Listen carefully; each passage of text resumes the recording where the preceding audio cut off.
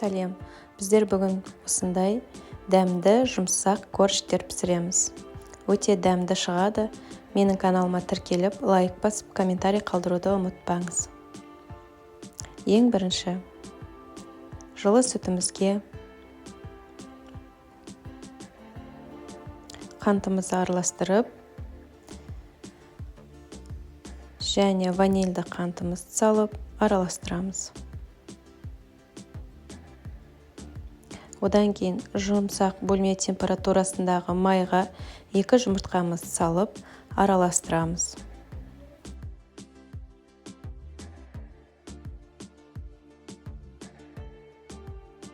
Араластырып болғаннан кейін екеуін біріктіреміз.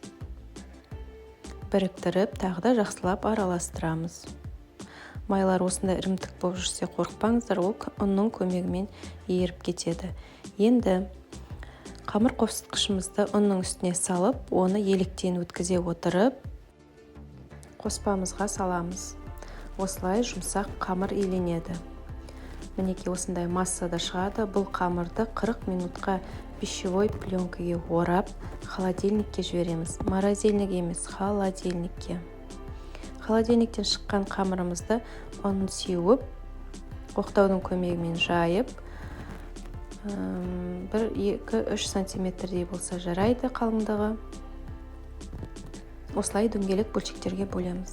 Оның бетіне жұмыртқаның сарысын жағып, шанышқымен узор жасап, 180 градуста 15-20 минутта пісіріп аламыз.